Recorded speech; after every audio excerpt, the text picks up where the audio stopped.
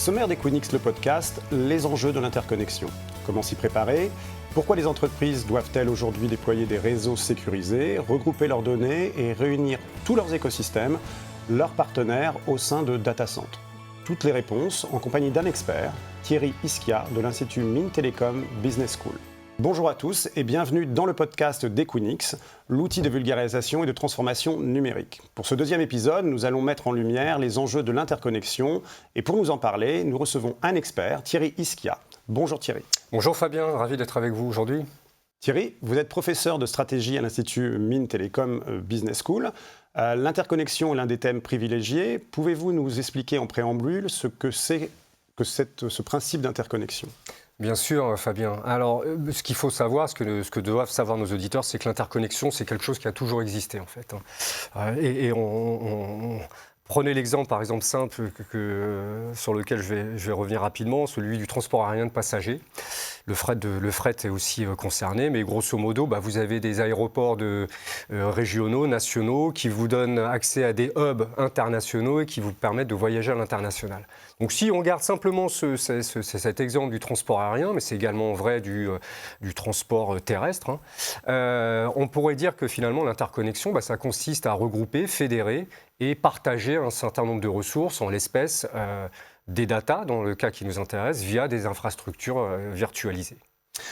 Au début des années 2000, on a tous observé naturellement le développement de l'Internet. Beaucoup pensaient que le développement du web allait permettre de mailler les entreprises entre elles. Est-ce que la promesse a réellement été tenue ?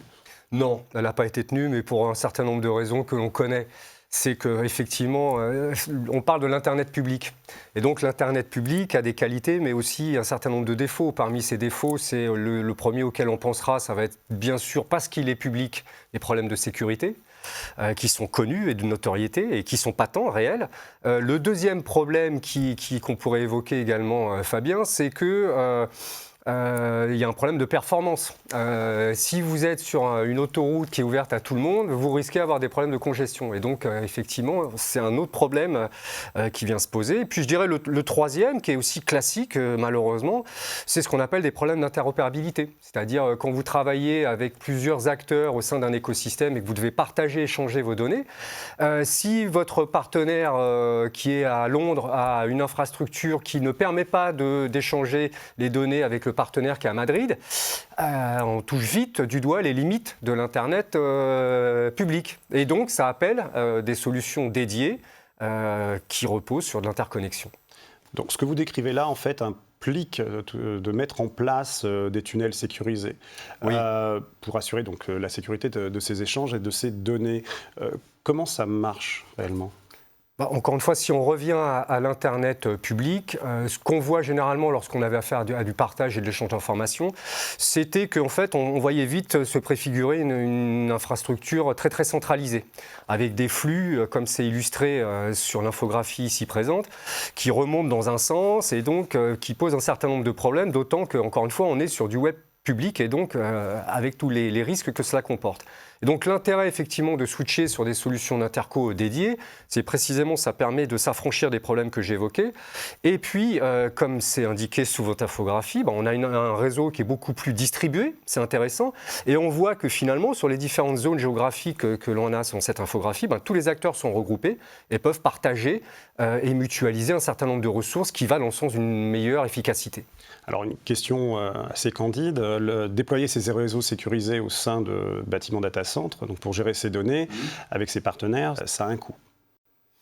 Chassez cette image de votre esprit, Fabien. Oui, on pourrait croire que c'est un coût. Moi, j'aurais plutôt tendance à voir les choses de l'autre côté et dire que c'est un levier de valeur. Alors effectivement, un levier de création de valeur. Déjà pour un aspect très très simple, c'est que regrouper à un même endroit un certain nombre de ressources, ça permet de mutualiser cette ressource en question et donc d'aller vers des niveaux d'efficacité plus élevés. Mais encore une fois, il faut bien que nos auditeurs comprennent que l'interco d'une manière générale et les solutions d'interconnexion qui existent aujourd'hui sont de véritables leviers et de création de valeur. Il faut le garder en tête. Existe-t-il des secteurs clés de l'économie qui tirent un profit particulier de ce principe d'interconnexion ? Oui, encore une fois, historiquement, on pensera aux acteurs du secteur banque-assurance, de la finance aujourd'hui. Les places financières sont mondialisées et donc il faut connecter tout ça, encore une fois. On pensera à l'industrie d'une manière générale avec tout ce qui est en ligne de mire autour de l'industrie 4.0, des jumeaux numériques, des outils de simulation. Il y a le retailing aussi, n'oublions pas, hein, quand on pense en Amazon avec 20 localisations dans le monde, il a besoin d'avoir un temps de réaction très très court quand il gère ses flux de données. Et donc, je dirais potentiellement tous les secteurs aujourd'hui sont concernés par cette problématique et cette question d'interconnexion. Et j'imagine qu'il ne s'agit là que d'un instantané, car demain, effectivement, les besoins en matière d'interconnexion vont exploser. Bien sûr, absolument. Encore une fois, là, vous l'avez dit, c'est une photographie. Songeons à tout ce que va drainer la transformation digitale. On est encore une fois qu'au début, au balbutiement. Mais dans tous les cas, pour, je dirais, tirer pleinement profit des promesses de la transformation digitale, il faudra revenir en amont à le déploiement de solutions d'interconnexion fiables et pérennes. On est dans un univers mondialisé. Oui. Les régions ont parfois une adoption sur ces principes qui varient. Quelles sont les régions qui enregistrent aujourd'hui la plus forte croissance en matière de besoins d'interconnexion ? C'est tiré de mémoire du baromètre Equinix, hein, qu'on peut saluer pour ce travail intéressant. Mais ce qu'on voit très très clairement sur cette infographie, c'est qu'on a les États-Unis clairement qui prennent le devant, le lead, suivi par l'Asie du Sud-Est, l'Europe qui arrive en 3e position, et derrière l'Amérique latine qui commence où la demande de bande passante sur les solutions d'interco augmente. Pourquoi cette position, cette 3e position pour l'Europe ? Bon, je pense qu'on peut l'expliquer assez facilement en disant qu'il y a eu toute une vague d'investissements, je dirais, ces dernières décennies qui ont consisté, à s'équiper de data centers et de solutions de stockage fiables, mais qu'aujourd'hui, le business, il passe par justement ce qu'on disait, c'est-à-dire interconnecter les data centers. Et donc, c'est peut-être un des éléments qui permet d'expliquer le retard relatif de l'Europe. Merci beaucoup Thierry Ischia. Merci. C'est la fin de ce 2e épisode d'Equinix, le podcast. Merci de l'avoir suivi.